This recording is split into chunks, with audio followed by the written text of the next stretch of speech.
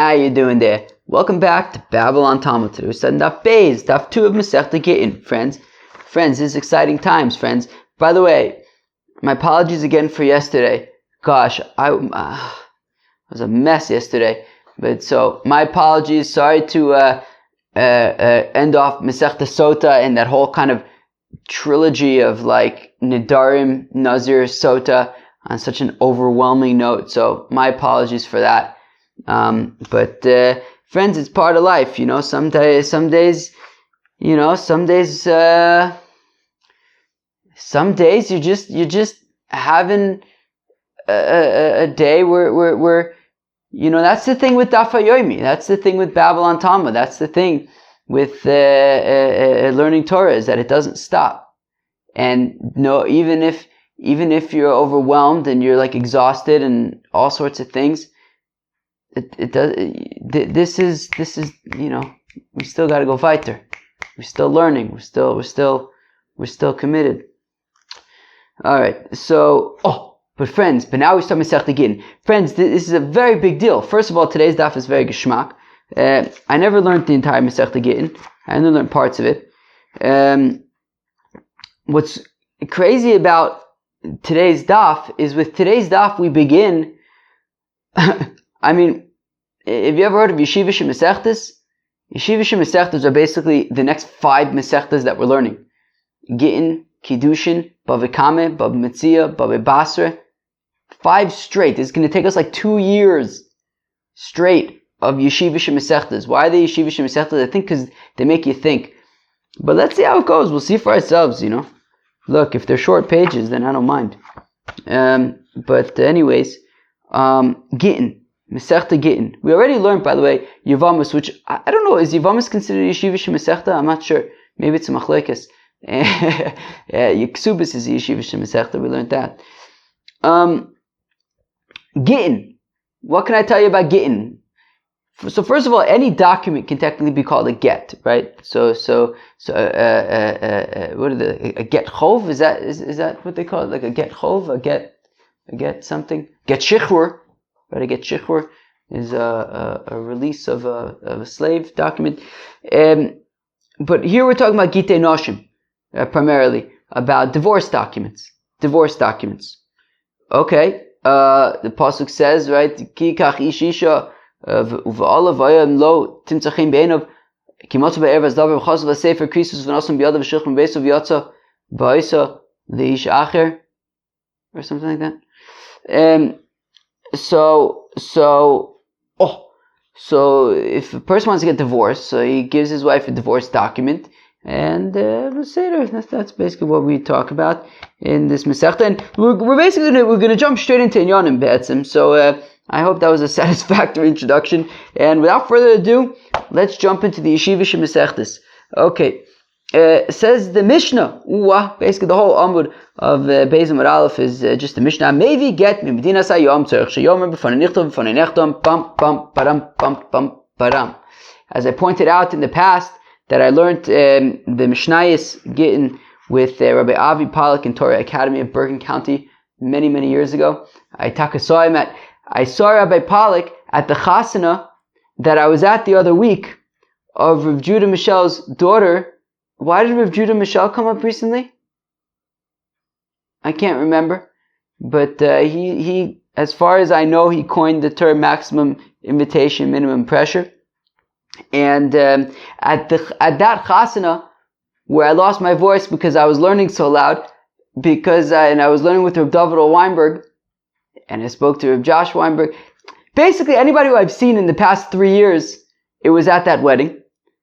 And Be'etzim, Rabbi Pollack was there, and I learned Mishnayos Gittin with him. And when I said that the last time, my mother reached out to him, and then he reached out to me, and then I saw him at the chasana. And Hamevi get me Medina Sayom. So a fellow brings a get from Medina Sayom. What does this mean? Okay, well, what it means like this. So you have a husband and a wife, and they're getting divorced. Now he's in Chutz La'aretz, right? And she's in Eretz Yisrael. So in order for him to get divorced, he has to give her a divorce document. So one way to do it is, I guess, he could bring it to her and give it to her. But here we're talking about where he gives it to a messenger, he gives it to a shaliach, and the shaliach brings it to the woman, right? It's the messenger of the husband. The husband appoints this fellow as his messenger to deliver the get to his wife, and now she'll be divorced. The messenger shows up with the get, and he delivers it to the wife, and he says, "Amevi gebim dina sayam." So this messenger who's currying.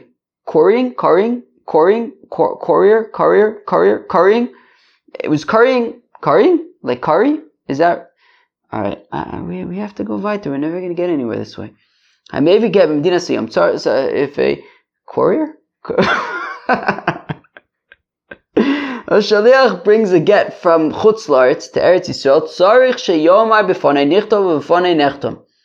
He has to say, right, upon delivery of the get, he says, "Look, this document was written in front of me and it was signed in front of me." Rabbi Gamliel Omer.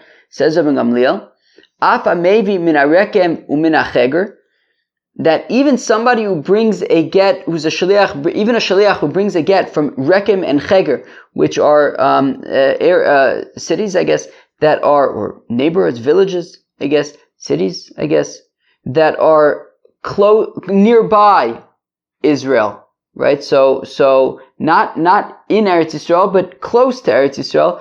Even from there, you have to say b'fanei nichtav b'fanei nechtam, implying that the Tanna Kama would say that you wouldn't have to say b'fanei nichtav b'fanei nechtam from these close by places.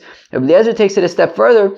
Rabbi Eliezer Omer afil mikfar ludim lelud, even from kfar ludim lelud. We're going to learn about it in a few days.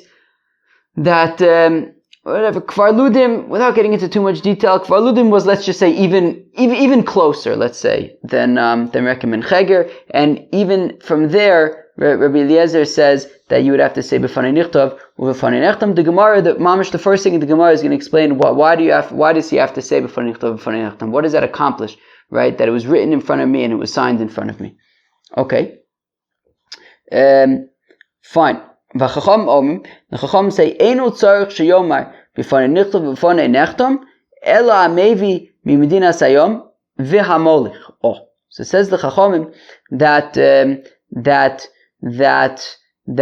you only need to say b'fonei nichtav b'fonei nechtam if you're bringing a get from Chutz La'aretz to Eretz Yisrael, or vice versa, or if you're bringing a get from Eretz Yisrael to Chutz La'aretz. Okay, fine. Oh, by the way, so we're doing work in the house. And they just started painting today, and the fumes are very stark. They're very chazak. Maybe that's why I'm getting so distracted and excitable. So if I start saying things out of character, it may be because of these fumes. Oh, fine. Maybe medina lemedina b'medina sayom.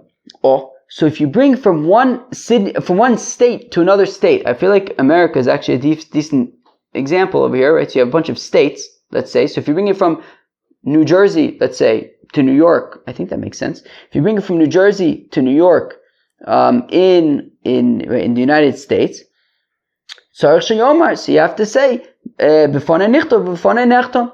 So if the messenger is bringing a get from New Jersey to New York, he has to say b'fonei nichtav u'b'fonei nechtam. Rabbi Shimon ben Gamliel Omer says, Rabbi Shimon ben Gamliel afilu mehegmonia leegmonia, even from East Berlin to West Berlin. Right, meaning if you have a situation where, even if within the same city, but you have different rulers and like different sections, and you can't go from one to the other. I don't know, in my mind, East Berlin and West Berlin is a perfect example of that. Right, you can't go to different areas, mamish, the Berlin Wall. So if somehow a get is delivered from, wow, how would they do that? How would you give a get from East Berlin to West Berlin? Weiß nicht. And maybe they had like post or something. It's a good shaila. Give it with a deserter. Give the get with somebody who's trying to run across that very heavily guarded minefield area. Okay, so if somehow you figure out how to get it from one hegemonia to another hegemonia, so you would have to say, right, in Chutz La'aretz, you'd have to say b'fonei nichtav u'b'fonei nechtam. Rabbi Yehuda Amar says, Rabbi Yehuda Merekim the Mizrach, Virekim Kam Mizrach. So in terms of delineating the borders of Eretz Yisrael, right, certain cities are the in Eretz Yisrael, outside of Eretz Yisrael. So Rabbi Yehuda says on the eastern border, so from Rekem eastward is outside of Eretz Yisrael. Virekim Kam Mizrach. Right, Rekem is considered like the rest of the east, i.e. outside of Eretz Yisrael. Me Ashkelon the Darim, Vashkelon Kidarim. From Ashkelon southward, and Ashkelon was considered outside of Eretz Yisrael. Me'Akko Litzofin, V'Akko Kitzofin, and from Acre, from Akko to and northward, and Akko was considered part of the north, that it was outside of Eretz Yisrael. Reb Meir Omer Akko Eretz Yisrael Gittin. Reb Meir says actually Akko is considered like Eretz Yisrael when it comes to Gittin, and you would not need to say B'fanei Nichtov Hamevi get Eretz Yisrael, and now of course a fellow who's delivering a get in Israel, in Eretz Yisrael, he doesn't need to say you have a messenger who delivers a get, and he just delivers it. He doesn't have to say anything. He just says, here you go. And now what happens if the husband comes and he says, that document is baloney? So then Yiskayim b'chosamav. Well, in that case, just find the witnesses who signed on it, and they'll say, "Yep, that's our signatures. It's a real get. It's a real document. She's divorced." Fine. My taima, says the Gemara, how come? I'm sure at least some of the chevra over here was wondering, no, how come? The shaliach shows up, he gives the wife the get. And he has to say, B'fanai nichtov, b'fanai nechtam. Why? What does that accomplish? Rabba, Amr says Rabba. So we're going to see machlokas between Rabba and Rava. It's going to go on, at least for the next few days. So, machlokas between Rabba and Rava. Interesting. So, Rava was a student of Rabba, I believe. So lefi she'ein bikiyin lishma. So Rabba says, the reason why the shaliach says b'fanei nichtav u'b'fanei nechtam is because in chutz la'aretz we cannot eina b'kiyin lishma. They aren't experts when it comes to the fact that a get needs to be written. It says v'chasav la sefer krisus, that the husband writes for her lishma, specifically for her, a sefer krisus, a get, and therefore, and if it's not written for her, if it's not written lishma, it's a pasul get. And Rabbah says in chutz la'aretz they're not bekiyin lishma. They are not experts with this concept of the get needing to be written lishma. And therefore we cannot assume that a get coming from chutz la'aretz was written lishma. And for that reason, the shaliach needs to come and deliver the get and assert b'fanei nichtav u'b'fanei nechtam. And as Rashi says, and then Memela, the follow-up question is going to be, right? It says Rashi in the fourth line of Rashi, Memela shalinan leim nichtav lishma. And then when he says b'fanei nichtav b'fanei nechtam, Memela they're going to say lishma, and he's going to say yo. He's going to say yes, lishma. Basically, saying b'fanei nichtav b'fanei nechtam is a way of what's the word I'm thinking of? Of confirming. I think that's a good enough word. Of confirming that the get was in fact written lishma. Rava disagrees. Lefisha ein edim mitzuyin lekaimo.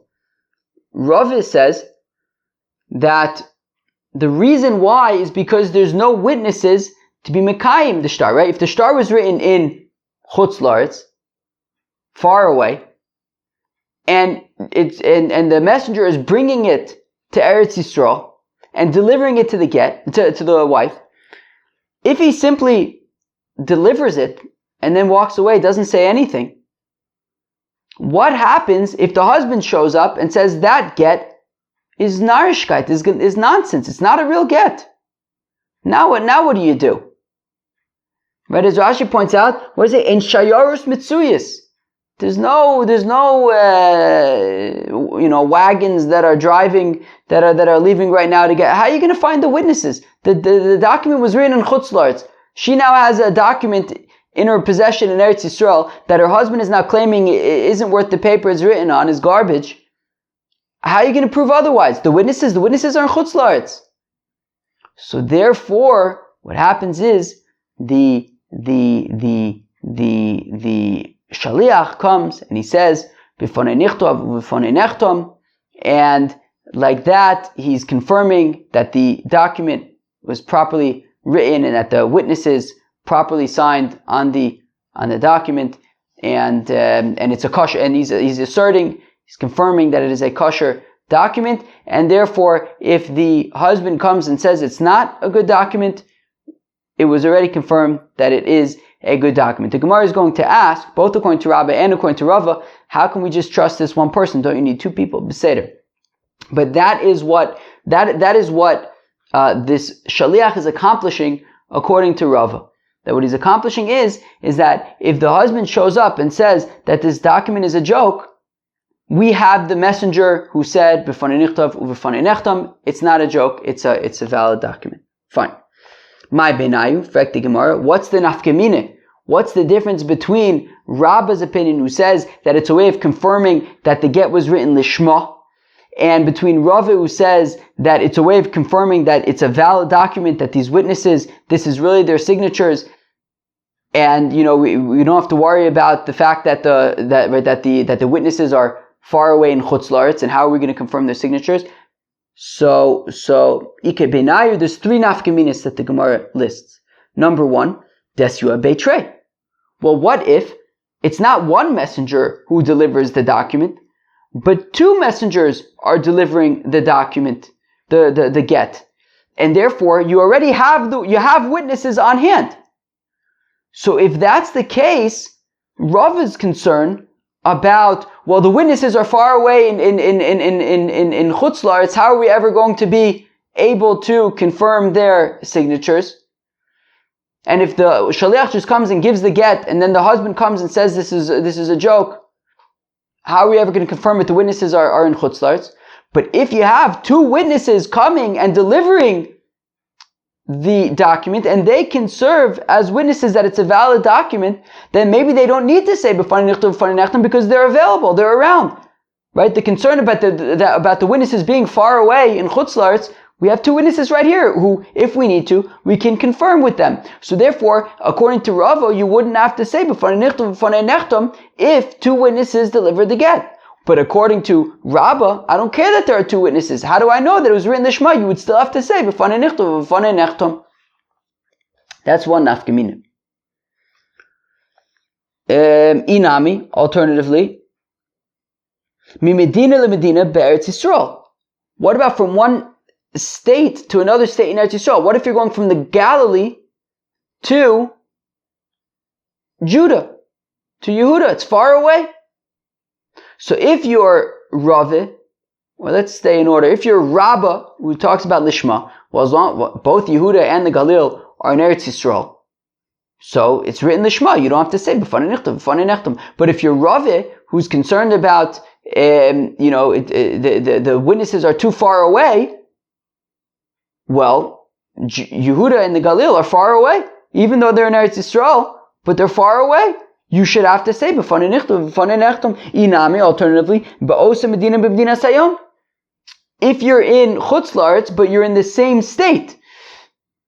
So according to Rabba, who's concerned about Lishma, well, you still have to be concerned about Lishma, right? If it's in Chutz La'aretz, they're not Peki in Lishma, you still have to say b'fonei nichtav, b'fonei nechtam, even if it's within the same state. According to Rava, however, that it's about distance. How are you, right? You can't have a situation where the witnesses are too far away. How, if the husband comes and says it's a joke, how are you going to find them? Well, if it's within the same state, just go and get them. So you shouldn't have to say b'fonei nichtav, b'fonei nechtam. So those are three nafkaminas between Rabba and Rava. Between if b'fonei nichtav, b'fonei nechtam is to prove that it was written lishma, or if it is to take care of a situation where the husband shows up and says that the get is a joke, and now the witnesses, any potential witnesses, are too far away.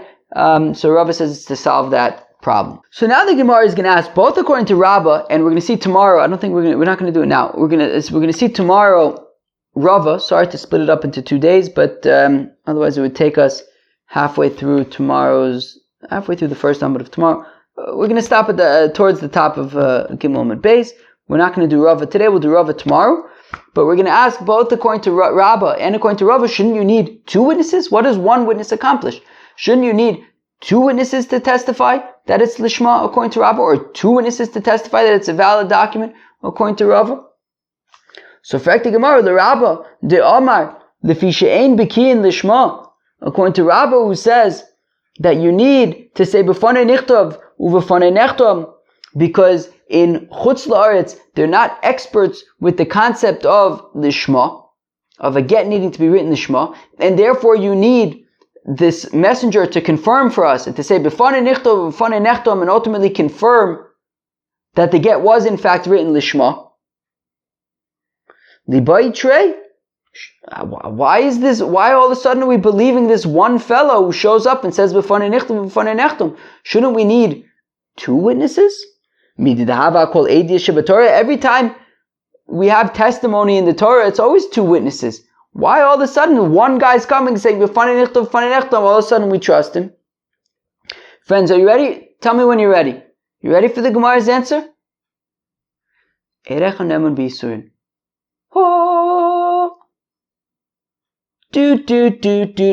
we seen this before? Yevomis. So in Yevomis.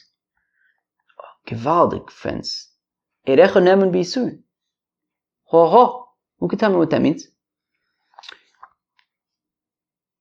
Well, let's go. Should we go weiter? No, let's not go weiter. Erecha nemen b'isurin. If I go to your house and I say, hey brother, is the food here kosher? And you're like, yo bro, the food here is kosher. And I'm like, thanks dude, let's eat. So what just happened there? I came to your house, I said, hey, is the food kosher? Shouldn't you need like two witnesses to testify? Yes, we're testifying that this food is kosher. Why can't I just trust you to say that the food is kosher? Because erecha nemen b'isurin. Because you could trust one person when it comes to isurin, as we're going to see an example in a second. And therefore the Gemara wants to say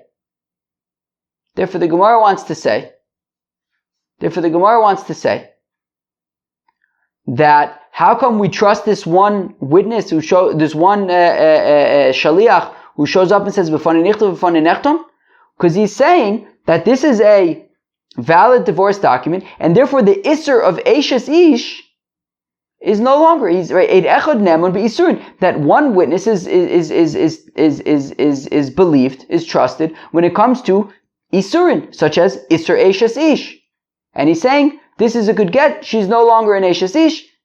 All good. This is very different than me going to your house and saying, is the food kosher? I'll say that this concept of Erecha Nemun B'Yisurin, friends, how geschmack is this? Kigon Chaticha, Sofik Shel Chelev, Sofik Shel Shumin. For example, if I go to your house and there on the table on a plate is a piece of animal fat. I don't know, what kind of animal fat is this? Is it Shuman, which is permitted to eat? Is it Chelev, which is also to eat? It's a Chiyuv Karis? I don't know what it is. It's Bisafik, I don't know. It could be this, it could be that, it could be Shuman, it could be Chelev, I don't know. I say, hey brother, tell me about this fat. Is it Shuman or is it Chelev? And he clarifies for me. He says, it's Shuman, you can eat it. So again, I'll say Erecha Nemen B'Yisurin, Kigon Chaticha, if you have a piece of fat, Sofik Shel Chelev, Sofik Shel Shuman. I don't know, is it Chelev, is it Shuman? I can trust my friend. Friends, just every word gets more geschmack than the next. Because there's no chazaka, there's no chezkas iser. I don't know. What is this piece of fat? Is it shuman? Is it chelev? I don't know. So I can trust you to clarify for me. Aval hocha, this chazik isura. The eishes ish. But over here there's a chazaka. She's a married woman. We were at her chasana. They've been married for 20 years. They've been living together. There's a chazaka that they're married. One person cannot just come and say, B'fanei Nechtam, here you go, you're no longer married. Havidav shebe'erva. As we learned, it feels like it was yesterday, but on the first daf of Masechta Sota, we learned Davar Mimamun, right? It says Kimot Ba'ervaz Davar, and it says Shnaim and Moshoshah Yakum Davar. So just like over there, you need two. Also by Arayis, you need two. So over here, there's a chazaka that she's an Eishes Ish, and you should have to have two witnesses. One is not enough. So geschmack. So basically, what we say at Echad Neman B'Yisurin is like to clarify a suffix, but not to undo a chazaka. Right? So Davar Shebever and Davar Shebever Palchus Mishnayim, and for the Gemara in a Chinami, Rov Bikin Hein. Ho. That yes, we said She'en Bikin the Shema. That in Chutz La'aretz, they're not experts when it comes to the concept of the Shema. But you know what? The fact of the matter is, Rov Bikin Hein. Most of the people in Chutz La'aretz do know about the Shema. Some don't, but most do. And therefore, you can basically assume that the get was in fact written in the Shema. It's really just a clarification over here, that, a confirmation that it was written in the Shema and it wasn't written by some of, the minority of people who don't write in the Shema. But Reb Meir, and even according to Reb Meir, the Chayish L'miyuta, who's concerned about, minority possibilities, right? As Rashi points out, right, as we learned in Masechta Yevamis, Gabi Kohen, 6 lines from the bottom of Rashi, Gabi Kohen uktana lo choltzim v'lo miyabnim. That a Kohen and a Ktana, they don't do Chalisa, they don't do Yibum, because a Kohen, there's a chance he might turn out to be a Saris, or she might turn out to be an Ilonis, right? Kistradala. So Reb Meir says, look, we don't do Yibum and Chalitza, because what if, I know it's a minority, but what if they turn out to be a Kistradala? But even Reb Meir, the Chayish L'miyuta, Stam Sifrei D'Dayin Migmar Gemir. But even according to Reb Meir, who's concerned about exceptional cases, over here this get is being written in a court by a scribe. I mean, the probability of it not being written Lishma is even too minor for Reb Meir. So therefore, really, you don't need, right? Most people are B'ki in the Shema. It's written in a court with scribes, and you can assume that it's written in the Shema. For Rabbanan hu the Atzruch. So really, you don't need any clarification at all. You can just assume that it's written in the Shema. But the rabbi said, you know what? Let's just be safe. Let's clarify that it was written in the Shema. But because we're dealing with, we want to make sure that this marriage ends. Like if the marriage needs to end, it needs to end. So we don't want her to be stuck in a deadlocked marriage. So we say, you don't need two witnesses. Like, look, make her a din, you don't need any witnesses at all, because you can assume that it's the Shema. But we just want to make sure. But we're not going to make you have two witnesses, because that's too much. One witness is enough, and then we can go on and she can get divorced, and that's that. Right? So they just say one witness shows up and says, B'fanei nechtom, that's enough. But then the Gemara says, 1 second, this isn't a leniency. I mean, you're making it sound like a leniency, that we only just get one person, the shaliach, the messenger who's delivering it, he could be the one to say, B'fanei nechtom, you don't need two edim, one is enough. It sounds like you're being very lenient, but the truth is, at the end of the day, it's a stringency. Because you try to be lenient, it actually creates a headache, because what happens when the husband shows up and says that this get is a joke? You never, if you would have had two witnesses initially to confirm that it was written the Shema, so then, yeah, it would have been more annoying to get, more difficult to get the two witnesses initially. But if the husband shows up and says it's a joke, we're not going to listen to him because we had two witnesses. But now that you're saying, you know what, one witness is enough, but enough for what? If the husband shows up and says this get is a joke, that one, so you say, yeah, but we have one guy who said b'fanei nechtam. What's one against one? Right? So haikulu chumrahu the imatzuachas le trey, because if you require two witnesses to testify that it's written lishma. So while it's more difficult to get those two, but lo asi bal ma'aru fasole, but at the end of the day, you'll be happy that you got two, because if the husband shows up and says that this get is a joke, he won't be able to accomplish anything because two witnesses are against him. But chad, if just one guy is showing up and saying Osibal uma'aru fasole, the husband's just going to show up, say that this get is a joke, and we'll say, yeah, but one guy said that it's good. So what? But Kevin to answer to Gemara, no, it matters, because Kevin to Amar Mar, because since we say b'fnei kama nos no lo, that when this messenger shows up with the get and he gives it to her, is it just between him and her? No. Rabbi Yochanan and Rabbi Chanina chad omer b'fnei beis, chad omer b'fnei gimel. There's machlokes. One opinion is he's got to give it to her in front of two witnesses. The other opinion is in front of three. So because he's giving the get to her in front of two or three people, me'ikara me'dekdayik v'losi lo rui nafshi. His reputation's on the line. And therefore, he knows that he's going to have to, sure, it's one person, but again, the get we can assume was written lishma because Rov B'Kiyan Eitzel, what does it say, Rov B'Kiyan? Yeah, because Rov B'Kiyan, and this certainly because the scribes are writing it, so really you don't need any witnesses, but that can, together with the fact that there's one guy who's saying knows that he's going to have to deliver it and say this in front of two or three people, so his reputation's on the line. He doesn't want to be a liar. He doesn't want to be untrustworthy. So he's going to make sure that it really was written lishma, and for that reason, we would trust his assertion. Friends, that was that base of Masechta Gittin. Wow. That was gewaldig. It was very geschmack, right? Very geschmack adaf. So we learned about if a fellow brings a get from Chutz La'aretz to Eretz Yisrael, a messenger brings a get from Chutz La'aretz to Eretz Yisrael, he has to say that was written in front of me and was signed in front of me. And we saw machlokes between Rabba and Rava about what that accomplishes. According to Rabba, what it accomplishes is that it's an assertion that the get was written lishma for her, because that's a requirement. V'chosav law, Sefer Krisos.